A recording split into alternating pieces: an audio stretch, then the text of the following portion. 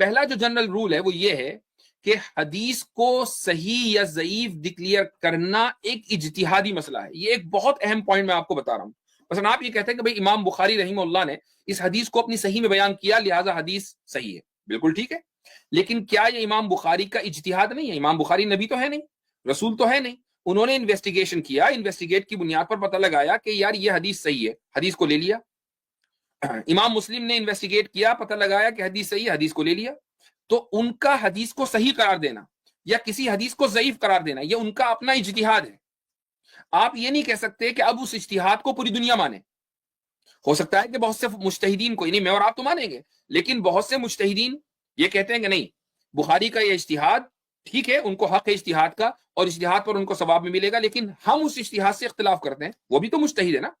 امام مسلم کے اجتہاد سے اختلاف کرتے ہیں چونکہ وہ بھی مجتہد ہے. عام آدمی کو حق نہیں ہے. عام آدمی، میرا اور آپ جیسے عام آدمی کو کیا حق ہے کہ وہ بخاری اور مسلم کے اجتہاد سے ڈائریکٹ یہ کہے کہ نہیں میں نہیں مانتا. ہاں، میں کسی مجتہد کی بنیاد پر یہ کہہ سکتا ہوں کہ اس مجتہد نے نہیں مانا تو میں کیسے مان لوں. اس کی دلیل دیکھیے، تدریب الراوی مشہور ہے، اصول حدیث کی کتاب ہے. امام سیوطی رحمہ اللہ فرماتے ہیں وَالْعِلَّةُ عِبَارَةٌ عَنْ سَبَبٍ غَامِضٍ خَفِيٍّ قَادِحٍ فِي الْحَدِيثِ مَعَ أَنَّ الظَّاهِرَ السَّلَامَةُ مِنْهُ. حدیث صحیح کیا ہے اس کی شرائط پر بات کرتے ہوئے اس میں ایک شرط آتی ہے کہ حدیث میں علت نہ ہو. یعنی علت کہتے ہیں بیماری کو، عیب کو. اب علت کیا ہے؟ علت کو ڈیفائن کر رہے ہیں کہ علت ایک ایسا چھپا ہوا پوشیدہ مرض ہے حدیث کی سند میں جو ظاہراً نظر نہیں آتا. ظاہراً حدیث محفوظ ہے لیکن وہ مرض چھپا ہوا ہے، عیب چھپا ہوا ہے. ابن صلاح فرماتے، ابن صلاح اصولیین میں، اصول حدیث کے ائمہ میں ایک ان کا بلند مقام ہے. وہ یہ کہتے ہیں کہ فالحدیث المعلل مطلع فيه على علة تقدح في صحته مع ظهور السلامة ويتطرق الى الاسناد الجامع شروط الصحة ظاهرا. تو معلل حدیث وہ ہوتی ہے کہ بظاہر سند بالکل پرفیکٹ ہے، ہر راوی ایک دم پرفیکٹ، لیکن ظاہری طور پر سب کچھ صحیح ہے، اندرونی طور پر کچھ بیماری ہے. اب یہ کیسے سمجھ میں آئے گا؟ اس کی بہت ساری وجوہات ہو سکتی ہے چھپے ہوئے عیب کی. وتدرك العلة بتفرد الراوي ومخالفة غيره له مع قرائن تنضم الى ذلك تنبه العارف على وهم فيه بحيث يغلب على ظنه. اس میں صرف یہ لمبی عبارت ہے، میں صرف یہ بتانا چاہتا ہوں اس کا میں ترجمہ کر کے کہ یہ جو علت ہے، یہ جو چھپا ہوا عیب ہے، یہ ہر ایک کو سمجھ میں نہیں آتا، یہ صرف ماہر فن کو سمجھ میں آتا ہے.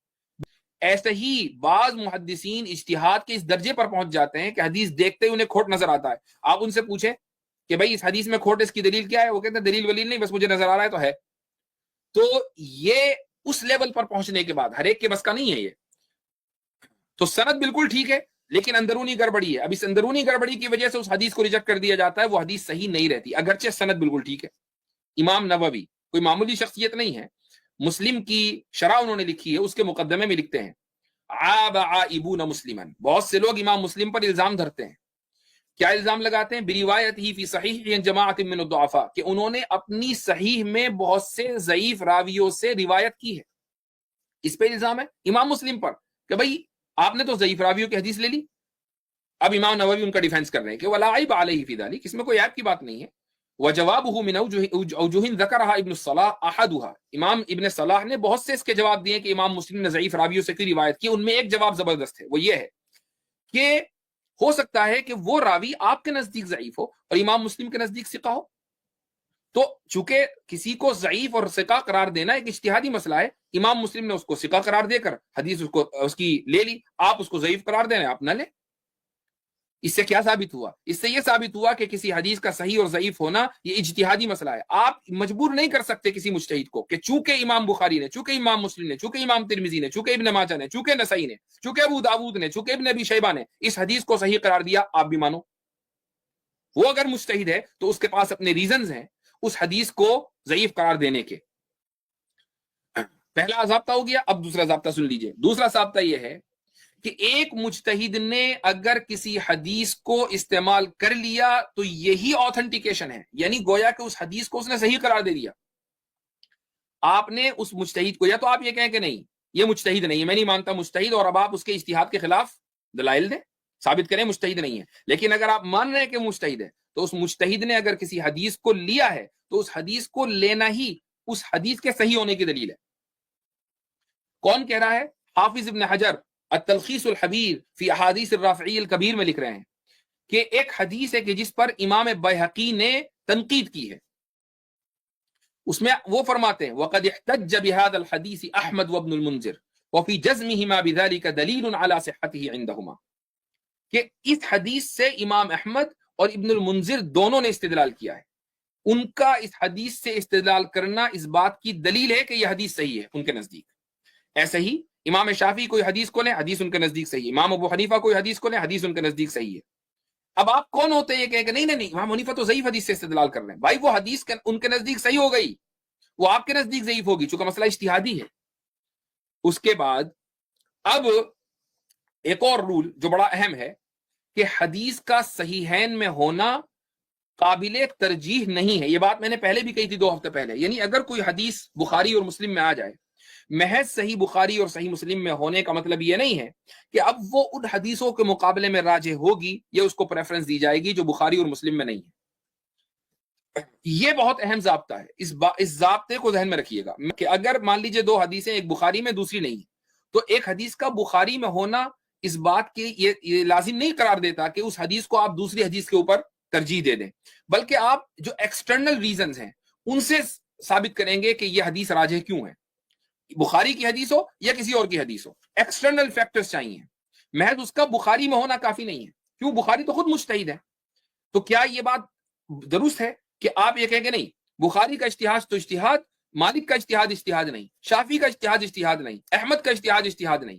یہ کہاں کی بات ہے؟ دونوں سارے مجتہد ہیں، سب اجتہاد میں برابر ہیں۔ دو باتیں آ گئی، ایک محدثین کی اور ایک فقہاء کی۔ تو بھائی یہ جو بھی باتیں ہیں یہ فقہاء کے تعلق سے ہیں، فقہاء کے تعلق سے اگر کوئی بات کہی گئی ہے تو فقہاء کی فقہ کی کتابوں میں ان کے حوالے سے کوئی بات کی جائے۔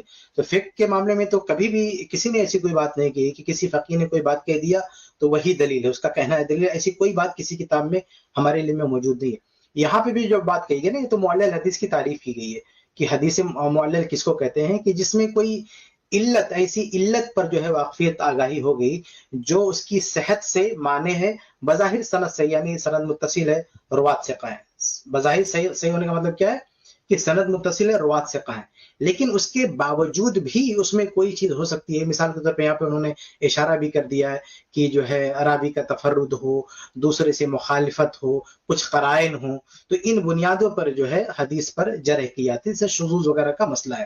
تو شذوذ کی جب بات آتی ہے نا تو سند بظاہر صحیح سالم دکھتی ہے کہ روات بالکل ثقہ ہے، سند متصل ہے، لیکن چونکہ شذوذ آ رہا ہے تو اس کی بنیاد پر حدیث پر کو ضعیف کہا جاتا ہے، معلل کہا جاتا ہے۔ تو یہ اصل بنیادی طور پر یہ بات ہو رہی ہے۔ آخری لائن میں انہوں نے یہ بات کہی ہے، بالکل لاسٹ میں، کہ کبھی کبھی ایسا ہوتا ہے کہ ایک محدث حدیث کو معلول کہہ دیتا ہے لیکن اس کو پروف نہیں کر پاتا ہے۔ یہ ایسا نہیں ہے کہ معلل حدیث یہاں صرف اسی کو کہا جاتا ہے جس کو کوئی پروف نہ کر سکے، ایسا نہیں ہے۔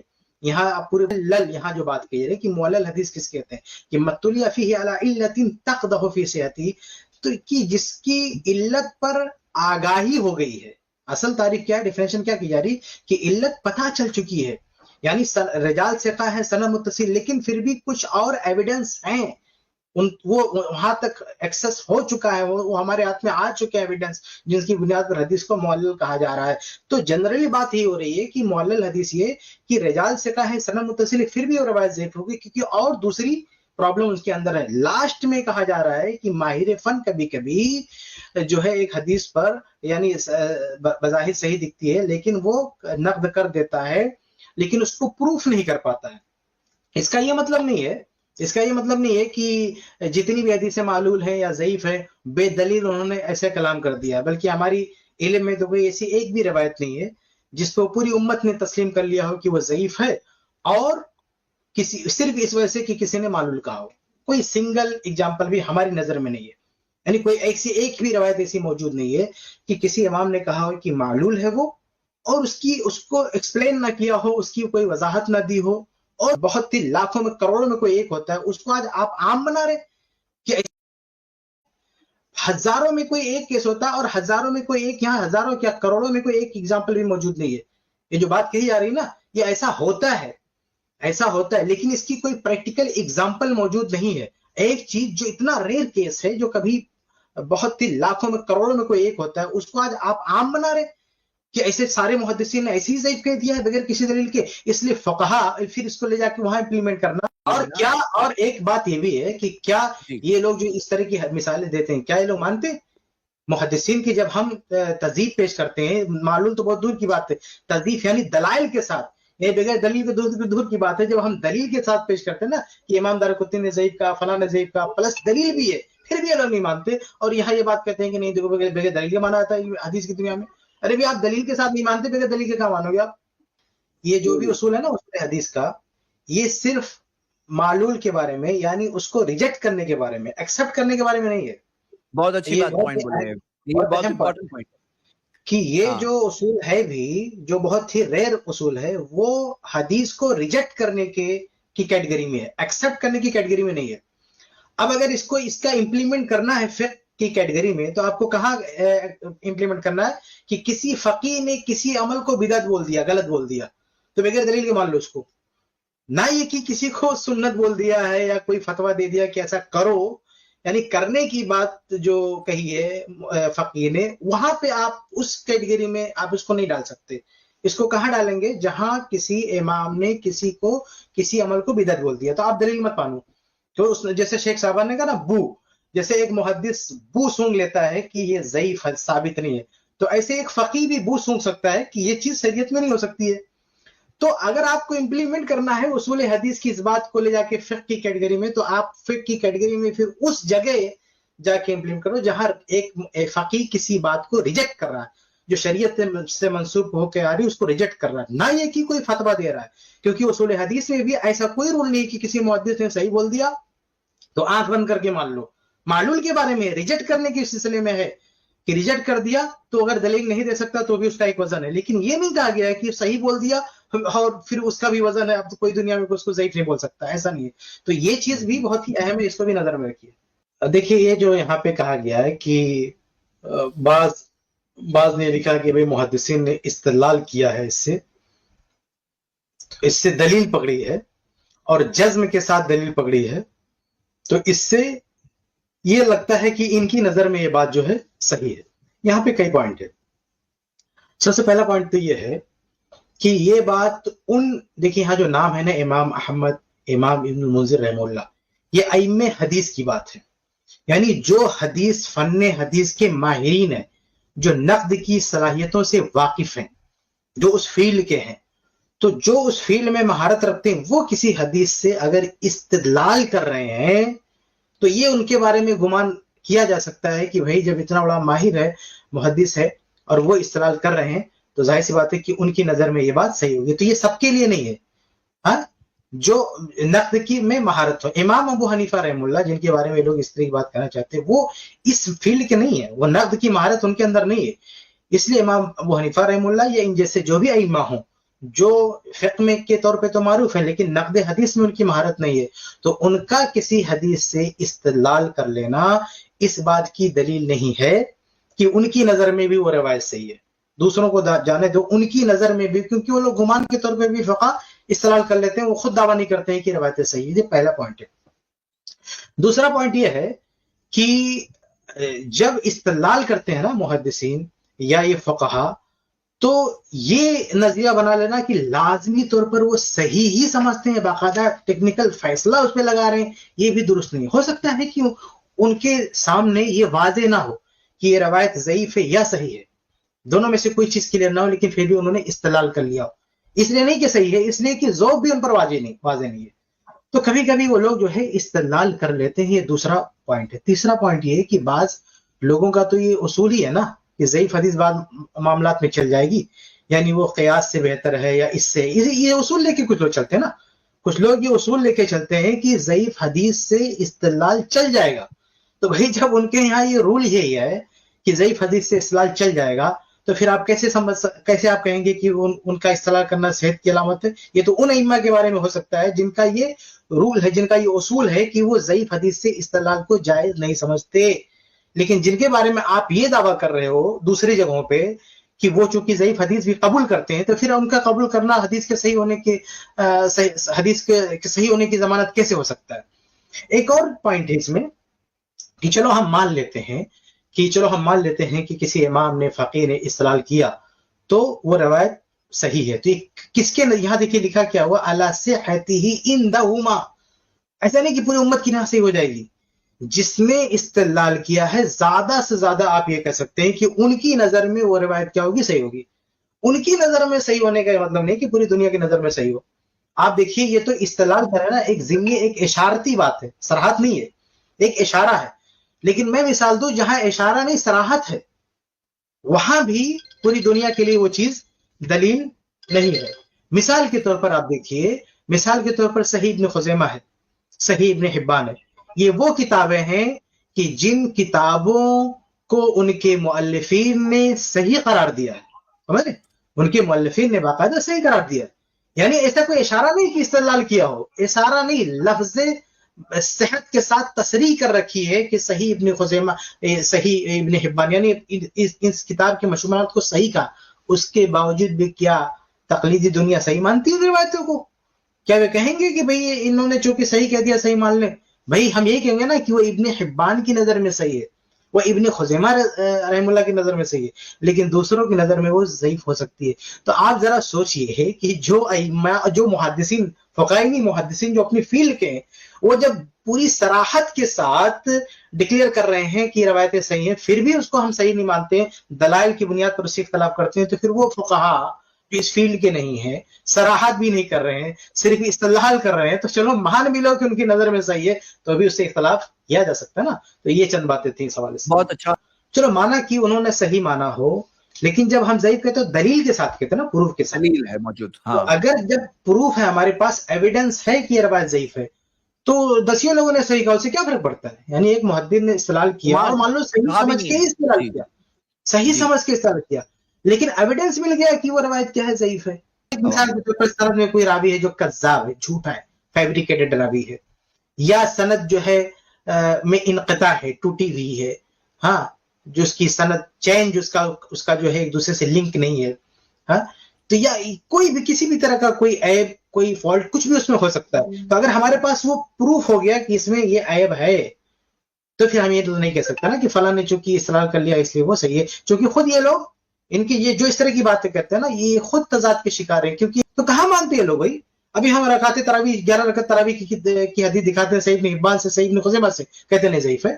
تو بھائی اگر آپ کی نظر میں یہ اصول ہے تو آپ کیوں جو ہے اس پہ جو ہے جرے کرتے ہو؟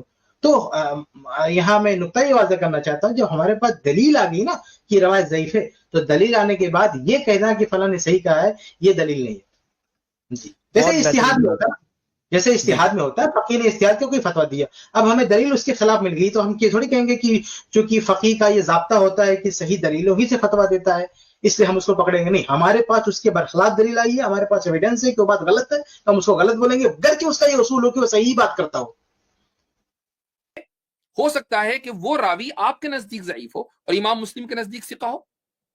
تو چونکہ کسی کو ضعیف اور ثقہ قرار دینا ایک اجتہادی مسئلہ ہے, امام مسلم نے اس کو ثقہ قرار دے کر حدیث اس کی لے لی, آپ اس کو ضعیف قرار دیں, آپ نہ لیں. اس سے کیا ثابت ہوا؟ اس سے یہ ثابت ہوا کہ کسی حدیث کا صحیح اور ضعیف ہونا یہ اجتہادی مسئلہ ہے. آپ مجبور نہیں کر سکتے کسی مجتہد کو کہ چونکہ امام بخاری نے, چونکہ امام مسلم نے, چونکہ امام ترمذی نے, چونکہ ابن ماجہ نے, چونکہ نسائی نے, چونکہ ابو داؤد نے, چونکہ ابن ابی شیبہ نے اس حدیث کو صحیح قرار دیا, آپ بھی مانو. وہ اگر مجتہد ہے تو اس کے پاس اپنے ریزنز ہیں اس حدیث کو ضعیف قرار دینے کے. حقیقت میں یہ بات صحیح, ہم اسے اتفاق کرتے ہیں کہ حدیث پہ حکم لگانا اجتہادی مسئلہ, بلکہ اس میں میرا ایک آرٹیکل ہے تقریباً 17 سال پہلے کا لکھا ہوا ہے, شاید آپ کو انٹرنیٹ پہ مل جائے گا, کہ میرا آرٹیکل 15-17 سال پہلے آرٹیکل میں نے لکھا ہے, صرف اس کا ٹاپک یہ ہے کہ حدیث پہ حکم اجتہادی ہوتا ہے. اور اس میں میں نے تقریباً 6-7 اقوال نقل کیے ہیں محدثین کے, جنہوں نے یہ صراحت کیا کہ حدیث اور رجال پہ جو حکم لگتا ہے وہ اجتہادی ہوتا ہے. تو ہمیں اس سے تو بالکل اتفاق ہے کہ جس طرح سے فقہا احکام شریعہ میں اجتہاد کرتے ہیں, ایسے محدثین اقوال جرح و تعدیل میں, حدیث کی تصحیح و تضعیف میں اجتہاد کرتے ہیں. اب جو یہ اعتراض ہے نا کہ اگر آپ حدیث کے مجتہدین کی بات آپ مانتے ہیں تو فقہ کے مجتہدین کی بات آپ کیوں نہیں مانتے؟ بھائی ہم دونوں کے مجتہدین کی بات مانتے ہیں نا. اگر جیسے فقہ کے مجتہدین کی بات جہاں صحیح ہوتی ہے وہاں مانتے ہیں، اور حدیث کے مجتہدین کی بات جہاں صحیح ہوتی ہے مانتے ہیں، اور جہاں غلط ہوتی ہم نہیں مانتے.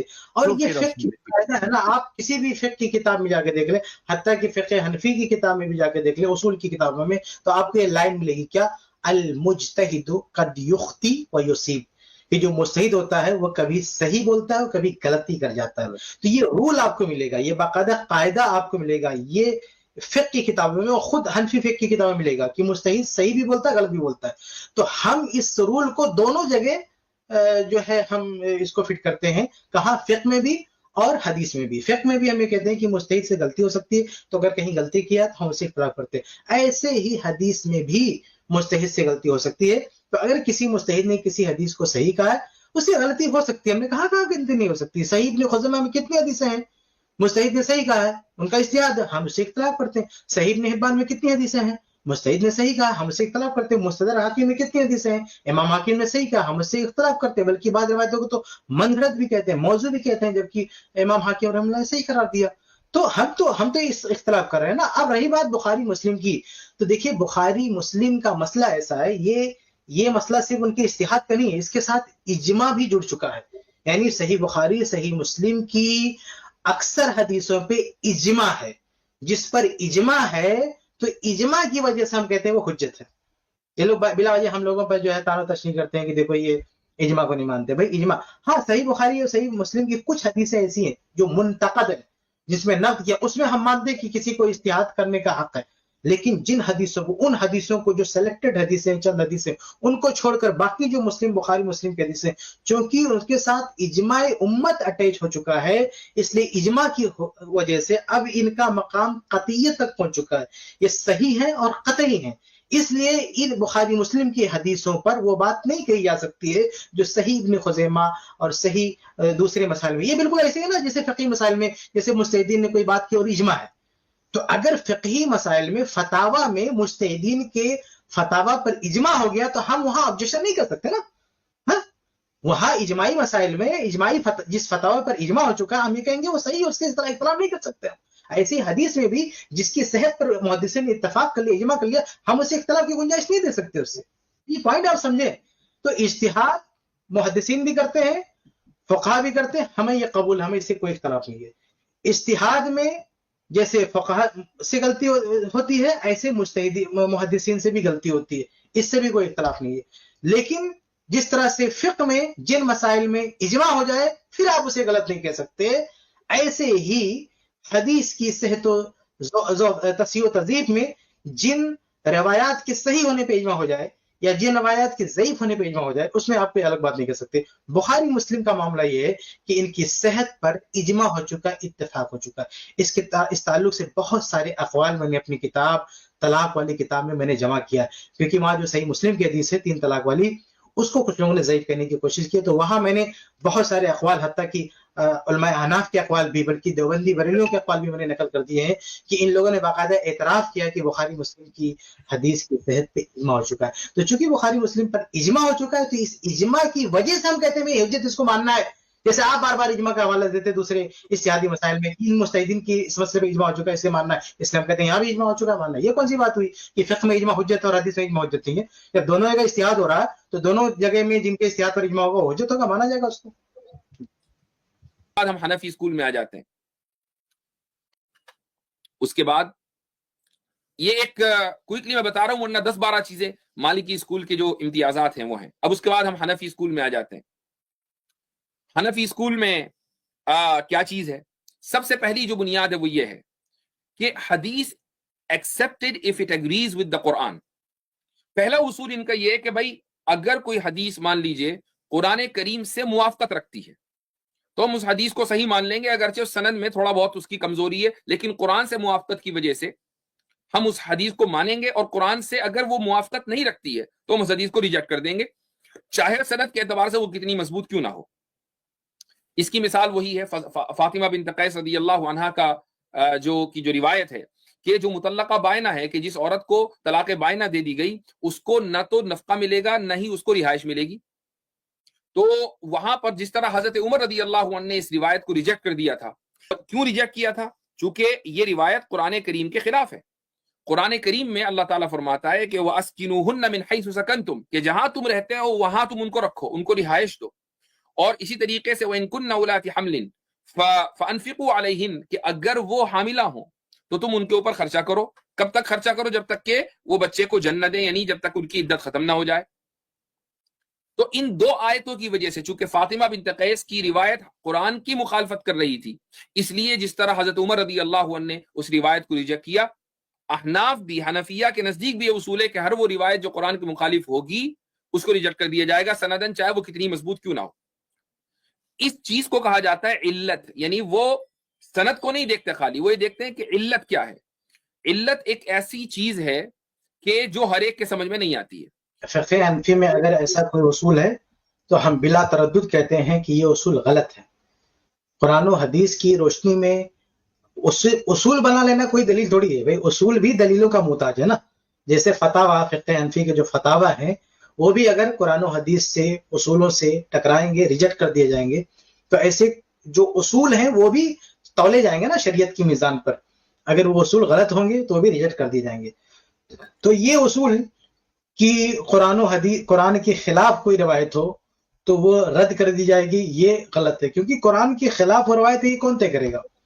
قرآن کے خلاف وہ روایت یہ کون؟ اچھا ایک چیز میں پہلے واضح کر دوں کہ حقیقی معنوں میں کوئی روایت قرآن کے خلاف ہو جائے امپاسبل، یہ ہو ہی نہیں سکتا، یہ ممکن ہے. کیونکہ قرآن بھی اللہ کی طرف سے ہے اور حدیث بھی اللہ کی طرف سے ہے، اور اللہ تعالیٰ کی باتوں میں تضاد نہیں ہو سکتا. کوئی اگر وہ روایت قرآن کے خلاف ہے تو وہ ضعیف ہوگی. صحیح روایت قرآن کے خلاف نہیں ہو سکتی، ایسا ہو ہی نہیں سکتا، ایسا ممکن ہی نہیں. بلکہ قرآن تو بہت اونچی چیز ہے، صحیح حدیث دوسری صحیح حدیث کے خلاف بھی نہیں ہو سکتی ہے. تو جب ایک حدیث صحیح حدیث کے خلاف نہیں ہو سکتی ہے تو قرآن کے خلاف کیسے ہو سکتی ہے؟ یہ کسی کے فہم کا مسئلہ ہو سکتا ہے کہ ان کے فہم میں وہ چیز قرآن کے خلاف لگ رہی ہے، لیکن حقیقی معنوں میں یہ ممکن نہیں ہے. اس لیے اگر ہم یہ دروازہ کھول دیں نا کہ ہر آدمی کہتا رہے کہ قرآن کے خلاف ہے، تب تو یہی تو منکرین حدیث کہتے ہیں. منکرین حدیث کا تو یہی دعویٰ ہے کہ قرآن کے خلاف ہے، ہم قرآن کے علاوہ کوئی بھی روایت لاؤ تو وہ قرآن کے خلاف، حالانکہ قرآن کے خلاف نہیں ہوتی ہے، ان کے قرآن کے اخذ کردہ فہم کے خلاف ہوتی ہے، اپنے فہم کے خلاف تاکہ حدیث کو رد کر دیتے ہیں اور دعویٰ کرتے ہیں کہ قرآن کے خلاف ہے. تو یہ اصول ہی غلط ہے، یہ اصول ہی غلط ہے. اور آپ کو حدیث میں آپ کو ایسا تائید کے طور پہ تو ایسا ملے گا محدثین کے یہاں، آپ کو تائیدن ایسا ملے گا کہ یہ چیز قرآن کے بھی خلاف ہے، لیکن باضابطہ اسی پہ بنیاد رکھتے ہوئے حدیث کو ریجیکٹ کر دیا گیا کہ اس کی ساری سند صحیح ہے، سارا معاملہ ٹھیک ہے، بس یہ ہے کہ وہ قرآن کے خلاف ہے اس لیے اس کو رد کر دیا گیا. ایسی کوئی مثال نہیں ملتی ہے. اب رہی بات یہ ہے کہ عمر رضی اللہ تعالیٰ عنہ نے جو ہے فاطمہ بنت قیس رضی اللہ تعالیٰ عنہ کی روایت کو رد کر دیا. تو یاد رہے کہ صحیح مسلم کی روایت تو صحیح ہے، اللہ کے نبی صلی اللہ علیہ وسلم کے حوالے سے فاطمہ بنت قیس رضی اللہ تعالیٰ عنہ نے جو کچھ نقل کیا وہ صحیح ہے، ثابت ہے، اس میں کوئی کلام نہیں ہے. لیکن اس کے ساتھ جو اٹیچ ہے عمر رضی اللہ تعالیٰ کا قول، یہ ثابت نہیں ہے. امام دارقطنی رحمہ اللہ نے اس پہ نقد کیا ہے کہ حدیث میں جو یہ جوڑ دیا گیا کہ عمر رضی اللہ تعالیٰ نے کہا کہ ہم اس کو نہیں مانیں گے، یہ بات ثابت نہیں ہے. صحیح بخاری، صحیح مسلم میں بھی حدیثیں سب صحیح ہیں، لیکن کبھی کبھی حدیثوں کے ساتھ کوئی چیز ایسی جڑ جاتی ہے جو صحیح نہیں ہے. جیسے صحیح بخاری میں روایت ہے نا کہ اللہ کے نبی صلی اللہ علیہ وسلم نے خودکشی کا ارادہ کیا اور یہ کہا کہ پہاڑ سے میں اپنے آپ کو گرا لوں، وہ صحیح بخاری موجود ہے. لیکن صحیح بخاری کی پوری سند کے ساتھ جو بیچ میں بات آ گئی وہ مدرج ہے، وہ ثابت نہیں ہے. ایسے صحیح بخاری میں معلق کی روایت بھی آ گئی نا کہ ابو لہب جہنم میں گیا، وہاں اس کو پینے کے لیے شربت مل رہا ہے. تو ایسا نہیں ہے کہ صحیح بخاری اور صحیح مسلم میں جو بات آ گئی ہے وہ ہر بات سند کے ساتھ اٹیچ ہے، پوری اس کا بھی پورا درجہ وہی ہے جو اصل روایات کا ہے. تو ایسے جو یہ بات آ گئی ہے کہ عمر رضی اللہ تعالیٰ نے کہا کہ ہم اس کو نہیں مانیں گے، یہ بات ثابت نہیں ہے. پہلی بات. دوسرا پوائنٹ یہ ہے کہ اگر اس کو آپ ثابت مانتے تو اصول یہ تھوڑی بنتا ہے کہ قرآن کے خلاف حدیث کو رد کر دیا جائے گا. اصول کیا بنتا ہے کہ عورت کی روایت کو رد کر دیا جائے گا، کیونکہ عمر رضی اللہ عنہ کے جو الفاظ ہیں اس میں ایک لا نترک کتاب اللہ، ہم اللہ کی کتاب کو نہیں چھوڑ سکتے، بقول امرأۃ، ایک عورت کے کہنے کی وجہ سے، لا ندری، ہمیں نہیں پتا، حفظت ام نسیت، کہ وہ اس نے یاد کیا ہے یا وہ بھول گئی ہے. تو اصول اگر آپ کو نکالنا تو یہ اصول نکالو نا کہ خواتین کی ساری روایتیں ہم رد کر دیں گے، خواتین کی کوئی روایت ہم نہیں مانیں گے. یہ انہوں نے کہا نا، انہوں نے کسی آدمی کا نام تو نہیں لیا عمر رضی اللہ تعالیٰ عنہ، انہوں نے عورت کی بات کی ہے. تو اس سے اصول کیا نکلتا ہے کہ کوئی عورت کا بیان کردہ بات قرآن کے خلاف آتی ہے، ان کی روایت، خواتین کی روایت آتی ہے، تو اس کو جو ہے رد کر دیا جائے گا. چنانچہ وہ ضعیف وہ جملہ ثابت نہیں, لیکن اسی طریق میں بعض جگہ دیکھیں گے تو وہ گواہی مانگ رہے, سپورٹنگ چیز مانگ رہے ہیں عمر رضی اللہ عنہ کی, اور یہ بات اگر تم کہہ رہی ہو تو اس کا کوئی سپورٹنگ کوئی گواہ ہے, تو اس کا مطلب کیا ہے کہ عمر رضی اللہ تعالیٰ عنہ ایک عورت کی کے تعلق سے بات کریں. تو اگر آپ کو اس کو صحیح ماننا ہے, عمر رضی اللہ عنہ کی طرف اس کی نسبت کو صحیح ماننا ہے, تو اصول یہ نکالیے کہ عورت کی روایت جو ہے قبول نہیں ہوگی, اور یہ پوری دنیا میں جو ہے کسی کا کوئی اصول نہیں ہے. دوسری بات, تیسرا پوائنٹ یہ ہے نا کہ اس روایت کو رد کرنے کے سلسلے میں جو اقوال ملتے ہیں عمر رضی اللہ عنہ کی طرف منسوب, ایسے اقوال تو صحابہ کرام کے ملتے ہیں قبول کرنے کے بارے میں نا, یعنی اس روایت کو قبول تو بھی کیا نا. تو اگر عمر رضی اللہ عنہ کا قول ہم ثابت ہی مان لیں کہ انہوں نے ایسا کہا, تو دوسرے صحابہ کرام کے اقوال کو آپ کیوں نظر انداز کر رہے ہیں جنہوں نے ان سے بڑی تعداد میں اس کو ایکسپٹ کیا, قبول کیا ہے. تو اگر اختلاف ہو گیا صحابہ کا, تو ہم ایک جو دیگر صحابہ کرام ہیں ان کا جو موقف ہے, ان کا جو نظریہ ہے, اس کو بھی تو سامنے رکھا جائے گا. ایسے کیسے کسی ایک صحابی کی بات پر آپ کوئی اصول بنا لیں گے, دوسرے صحابہ کرام کی باتیں کہاں جائیں گی, ان کے اقوال جو ہے کہاں پہ جائیں گے, ہم ترجیح کی بات یہاں پہ کیوں بھول جائیں گے. اور ایسا تو نہیں کہ اپنی منمانی ہم کوئی چیز اصول بنا لیں گے. اور چوتھی بات یہ ہے کہ دیکھیے عمر رضی اللہ تعالی عنہ سے پہلے ابو بکر صدیق رضی اللہ تعالی عنہ کا دور ہے, انہوں نے کیا اصول پیش کیا ہے قرآن اور حدیث میں. اگر کہیں ٹکراؤ دکھتا ہے تو اصول کیا پیش کیا ہے, ذرا وہ بھی دیکھ لیں. چنانچہ ایک روایت ہے سنن ترمذی کی, اس میں ابو بکر صدیق رضی اللہ عنہ کہتے ہیں کہ ایھا الناس, کہ اے لوگو, انکم تقرؤون هذه الآیہ, کہ تم لوگ قرآن میں یہ آیت پڑھتے ہو, یا ایھا الذین آمنوا علیکم انفسکم, کہ اے ایمان والو تم اپنا اپنا خیال رکھو, لا یضرکم من ضل اذا اہتدیتم, کہ اگر تم ہدایت پر ہو تو جو گمراہ ہے وہ تمہیں نقصان نہیں پہنچا سکتا. یعنی گمراہ بگڑے ہوئے شخص کا وبال تم پر نہیں آئے گا, یہ قرآن کی آیت ہے. تو ابو بکر صدیق رضی اللہ تعالیٰ عنہ نے یہ آیت پڑھ کے آگے کیا کہا کہ وَإِنِّي سَمِعْتُ رَسُولَ اللَّهِ صلی اللہ علیہ وسلم, میں نے اللہ کے نبی صلی اللہ علیہ وسلم کو فرماتے ہوئے سنا ہے کہ ان الناس اذا رأوا الظالم فلم یاخذوا علی یدیہ, کہ لوگ اگر ظالم کو دیکھیں اور اس کا ہاتھ نہ روکے, اوشک ان یعمہم اللہ بعقاب منہ, تو قریب ہے کہ اللہ تعالیٰ سب کو جو ہے اس کی سزا دے گا. تو یہ جو روایت ہے اس میں میں کہہ رہا تھا کہ یہ جو روایت ہے سنن ترمذی کی صحیح روایت ہے, اور اس میں ابو بکر صدیق رضی اللہ عنہ نے قرآن کی ایک آیت پیش کیا اور کہا اس آیت کی وجہ سے یہ نہ سمجھنا کہ دوسرا آدمی اگر غلط کر رہا ہے تو تم پر کوئی فرق نہیں پڑے گا, کیونکہ میں نے اللہ کے نبی صلی اللہ علیہ وسلم کو فرماتے ہوئے سنا ہے کہ اگر کوئی ظلم کر رہا ہے تم نے نہیں روکا تو اس کا وبال سب پر آئے گا. تو ابو بکر صدیق رضی اللہ عنہ یہ بتانا چاہتے ہیں کہ یہ حدیث جو ہے, یعنی یہ آیت تو کچھ بتا رہی ہے, لیکن اس حدیث اس کا ایک خاص مفہوم بتا رہی ہے کہ ایسا بھی ہو سکتا ہے. یعنی آیت کی بات اپنی جگہ پر صحیح ہے, لیکن اس کے برخلاف بھی, یعنی ایکسیپشن بھی ہو سکتے ہیں, اس کے برخلاف بھی کوئی چیز ایسی ہو سکتی ہے. تو ابو بکر صدیق رضی اللہ عنہ تو رد نہیں کیا نا, خلیفہ اول نے تو حدیث کو رد نہیں کیا, ریجیکٹ نہیں کیا کہ قرآن میں ایسا ہے حدیث میں دونوں کو لے کر چلے. تو خلیفہ اول کو آپ کیوں بھول گئے, پہلے خلیفہ کو آپ کیوں نظر کریں, ان کے اصول پر, ان کی روایت پر آپ نے اصول کیوں نہیں بنایا. آپ نے عمر جبکہ یہ ثابت ہے ابو بکر صدیق رضی اللہ تعالیٰ عنہ کی یہ حدیث ثابت, اس میں کوئی مسئلہ نہیں ہے, کسی بھی محدث نے اس پہ نقد نہیں کیا, لیکن وہ جو روایت عمر رضی اللہ عنہ کی ایماندار خود نے نقد کیا, اس پر آپ نے اپنا اصول کیوں بنا لیا. تو خلاصہ یہ ہے کہ وہ اچھا ہم آخر میں یہ بتا دیں کہ اس میں اصل میں ایک فہم کا مسئلہ ہے. وہ جو فاطمہ بنت قیس رضی اللہ عنہ کی روایت ہے, اس میں جو ہے کہ کسی عورت کو فائنل طلاق ہو گئی تو نہ کوئی نفقہ ہے نہ کوئی سکنا ہے, تو یہ اصل میں تیسری طلاق کے بارے میں ہے. اور جو قرآن کی آیت ہے, جو اس حدیث میں آگے مینشن ہے کہ قرآن کی آیت کو پیش کیا گیا اور کہا گیا کہ یہ تو اس آیت کے خلاف حدیث جاری, وہ آیت طلاق رجعی کے بارے میں. تو رجعی کے بارے میں اگر طلاق رجعی ہوگی تو بے شک وہی ہے کہ عورت کو نفقہ ہے, سکنا ہے, جو عدت میں اس کو سب ملے گا. لیکن جو فائنل طلاق ہے, فائنل طلاق کے بارے میں قرآن میں کہیں ایسا نہیں ہے کہ اس کو نفقہ سکنا دیا جائے گا. وہ جو قرآن کی آیت ہے وہ طلاق رجعی کے بارے میں ہے, اور یہی فاطمہ بنت قیس رضی اللہ عنہ کا موقف تھا. تو جو اصل چیز ہے کہ قرآن کی آیت کی اس حدیث کے خلاف نہیں ہے, قرآن کی جو آیت ہے وہ طلاق رجعی کے بارے میں, اور جو حدیث ہے وہ فائنل طلاق کے بارے میں ہے, اس سے دونوں میں کوئی ٹکراؤ نہیں ہے. جی, اگر ایک آدمی دین کے معاملے میں کسی کی اتباع کر رہا ہے تو اس کا معیار کیا ہونا چاہیے؟ اس کا معیار یہ ہونا چاہیے کہ جس کو حضرت عبداللہ ابن مسعود رضی اللہ عنہ نے ذکر کیا ہے. لالکائی نے شرح اصول اعتقاد اہل السنہ میں, اور اسی طریقے سے طبرانی نے المعجم الکبیر میں, ابو نعیم نے حلیہ میں, عبداللہ ابن مسعود رضی اللہ عنہ کا یہ قول نقل کیا ہے. وہ یہ فرماتے ہیں کہ الا لا یقلدن احدکم دینہ رجلا، یاد رکھو کہ اپنے دین کے معاملے میں تم کسی آدمی کی، یعنی زندہ آدمی کی تقلید نہ کرنا. ان آمن آمن و ان کفر کفر، کل کو وہ مومن رہے کافر ہو جائے، کس نے دیکھا؟ کون جانتا ہے؟ ہو سکتا ہے کہ کل وہ پلٹ جائے. آپ خود ہی دیکھ لیجئے کہ فرنٹ مین کی جو ویڈیوز ہیں، کل کچھ ہے آج کچھ ہے. یعنی آپ فرنٹ مین سے ہی مناظرہ کرا سکتے ہیں. ایک آدمی اگر اس کی ساری ویڈیو جمع کر لے آج سے 5-10 سال پہلے کی اور آج کی ویڈیوز، تو ایسا لگے گا کہ دونوں ایک دوسرے سے مناظرہ کر رہے ہیں. فَإِن كُنتُمْ لَابُدَّ مُقْتَدِينَ فَبِالْمَيِّتِ، اگر تمہیں کسی کی اقتداء کرنی ہی ہے تو بھائی اس کی کرو کہ جو اس دنیا سے جا چکا. فَإِنَّ الْحَيَّ لَا يُؤْمَنُ عَلَيْهِ الْفِتْنَةِ، اس لیے کہ جو آدمی زندہ ہے وہ کب فتنے کا شکار ہو جائے اس کی کوئی گارنٹی نہیں ہے. اور یہ اصول ہر ایک کے اوپر نافذ ہوتا ہے.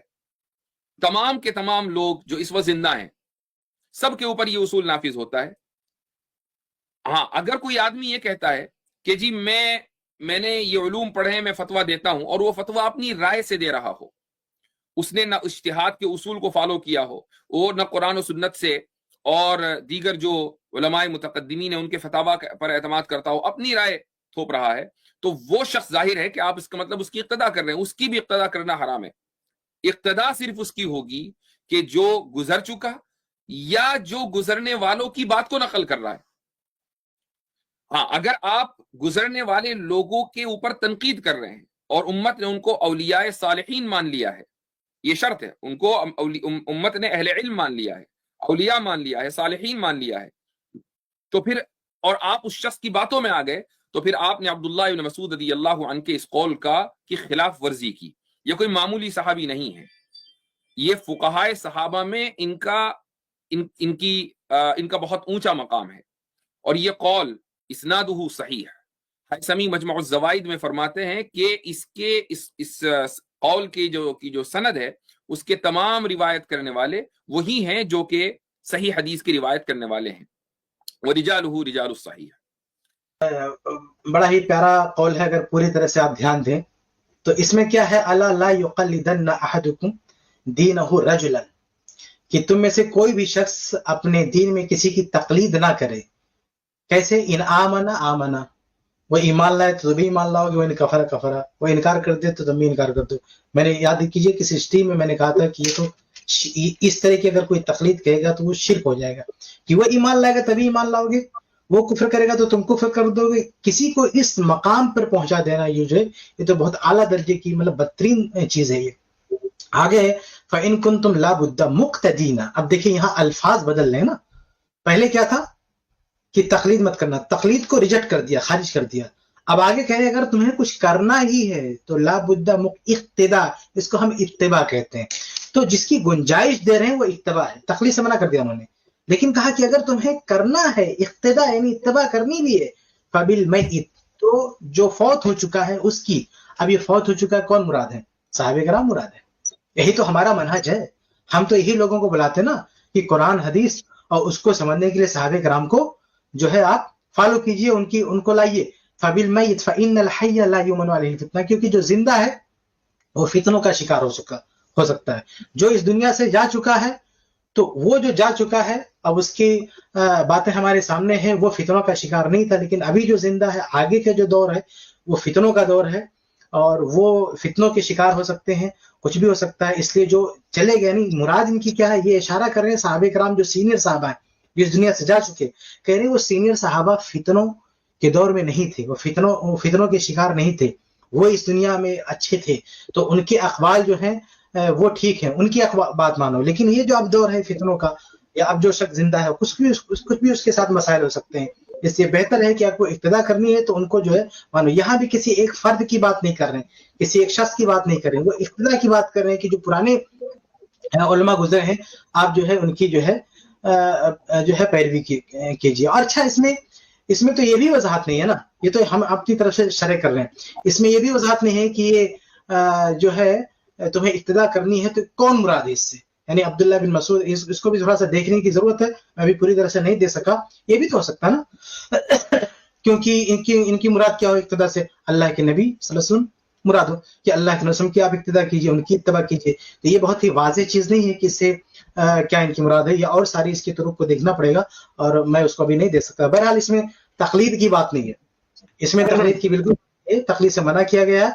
और आगे इक्तिदा की बात की गई। इक्तिदा किसकी बात की गई है कि जो इस दुनिया से जा चुके, साहबे कराम भी इस दुनिया से जा चुके हैं और अल्लाह के नबी सल्लल्लाहु अलैहि वसल्लम भी इस दुनिया से जा चुके हैं। अल्लाह के नबी को मुराद लें तो हम तो उसी की दावा करते हैं कि तबा रसूल है, और साहबे कराम को मुराद लें तो हम फहम में कहते हैं कि उनकी पैरवी करनी चाहिए, फहम सलफ को लाजिम पकड़ना चाहिए। ये तो हमारे मनहज के मुताबिक बात है, इसमें तो कोई मसला ही नहीं है। जी माशाल्लाह। जो रिवायत है अभी जो पेश की गई, तो इसी रिवायत के हम माना रिवायत है एक जो है कि मन काना मुस्तन्नन फलिस्तन्ना मिमन कद मात। तो इसको जिक्र किया है इमाम शातिबी ने, और जिक्र करने के बाद मुराद इसकी है, यानी ये रिवायत और हम माना रिवायत है कि भाई सुन्नत उसकी इख्तियार की जाए जो इंतकाल कर गए हैं इस दुनिया से, क्योंकि जो जिंदा है वो फितने के सिलसिले में मामून नहीं है। तो यही रिवायत जिक्र करके इमाम शातिबी ने ये बात बताई है, जो वक्त लंबा हमारा चूंकि खत्म है इसलिए मैं अरबी इबारत नहीं पढ़ूंगा, उसमें उन्होंने ये बताया है कि ये रिवायत या असर इस बात पे दलालत कर रहा है कि सहाबा की पैरवी की जाएगी, अल इक्तिदा बिहिम वल इत्तिबा बितरीक़िहिम, यानी सहाबा का जो मनहज बाकायदा तरीक का लफ्ज है कि सहाबा का जो मनहज है और उनका जो आइडिया है हर हाल में उसी की पैरवी की जाएगी, और यही नजात का तरीका। और दलील में यानी इस मफहूम की जो उन्होंने इससे मफहूम निकाला है उसकी दलील में फिर वो रिवायत पेश की है मा अना अलैहि व असहाबी, कि भाई हदीस में भी साफ, यानी असर के अलावा हदीस में भी साफ साफ मौजूद है कि जिस पर मैं हूं और मेरे साहबा, जो फिरके वाली रिवायत है। तो इसे और इसी को अल्लामा मक़दसी ने जिक्र किया है, और उन्होंने फिर इससे यही बात अखज़ की है कि भाई सहाबा का तरीका, उनसे इस्तिफादा और उनके फरामीन को इख्तियार करना और उनके मनहज को इख्तियार करना यहाँ पे मुराद है। अच्छा, यही जो रिवायत अब्दुल्ला बिन मसूद की ज़ैद भाई ने भी पेश की कि इसे तकलीद के बारे में साबित किया जा रहा है, तो जो बातें किफायत भाई ने कह दी मैं वो नहीं दोहरा रहा। उसके अलावा एक बात ये भी है कि ये जो असर है जरा जरा अल्फाज के फर्क के साथ बहुत सारे अहले इल्म ने, मुहद्दिसीन ने इसको जिक्र किया है, लेकिन किसी ने भी इस असर को तकलीद के जवाज में जिक्र नहीं किया, किसी ने। यानी इसको पेश करके ये साबित किया जा रहा है ना कि भाई इसमें गोया तकलीद के इस बात की बात हो रही है, किसी ने इससे तकलीद नहीं साबित किया है, बल्कि बाज लोगों ने तो बाकायदा इसको तकलीद के खिलाफ पेश किया है। सिफतुल मुफ्ती वल मुस्तफ्ती में बाकायदा उन्वान कायम किया गया है कि अदिल्लतो मनाई तकलीद बेवजूब नज़र फिल किताब कसीरा, के तकलीद के मना की जो है बहुत सारी दलीलें हैं तकलीद पर मना। फिर उन दलीलों में इस एक दलील को पेश किया, यानी अब्दुल्ला बिन मसूद रज़ियल्लाहु ताला अन्हु का कौल, और यही जो है कौल उनका बाकायदा अल्लामा इब्नुल क़य्यिम ने इलामुल मुवक्किईन में पेश किया। अब इलामुल मुवक्किईन तो तकलीद के खिलाफ पूरी तो धारदार तलवार है, खूब तेज, वहां उन्होंने पेश किया। और जामे बयानुल इल्म जो है फजली में इब्न रजब ने पेश किया, इमाम लालकाई ने पेश किया शरह उसूल इत्तिकाद अहले सुन्नह में। लेकिन किसी ने इससे ये माना नहीं मुराद लिया कि इससे तकलीद साबित होती है, बल्कि तकलीद के खिलाफ जरूर इसको दलील बनाया गया मेरे इल्म की रोशनी में, जो मैं जितना मैं इसको पढ़ सका हूँ। बाकी तो शेख किफायत ने जवाब दे ही दिया कि इसमें जो अल्फाज इस्तेमाल है वो किस तरह से। जज़ाकल्लाह। अस्सलाम वालेकुम वरहमतुल्लाहि वबरकातुहू। मोहतरम सामीन व नाज़रीन, देखिए ये कोई हकीकी डिबेट या मुनाजरा नहीं था, बल्कि दो मसलक के आलिम की क्लिप को लेकर दोनों के उसूल जो है उसका मुआजना किया गया, और आप आवाम के हाथ में है कि आप खुद ये तय करें कि कौन से मसलक की राय जो है वो बेहतर है और कुरान और सुन्नत के मुताबिक है। दोनों मसलक के जो आलिम थे जिनकी क्लिप का इस्तेमाल किया गया, उनमें से एक थे हनफी देवबंदी मसलक के जो थे मुफ्ती यासिर नदीम अल-वाजदी साहब हफिज़हुल्लाह, जो देवबंदी मसलक को प्रमोट कर रहे थे, हनफी मसलक को, और दूसरे थे अहले हदीस मसलक के आलिम शेख किफ़ायतुल्लाह सनाबिली हफिज़हुल्लाह, जो अहले हदीस के जो उसूल थे उसकी वजाहत कर रहे थे। जज़ाकुमुल्लाह खैर। वीडियो सुनने के लिए मालूमात पसंद आए तो आगे शेयर करें। जज़ाकुमुल्लाह खैर।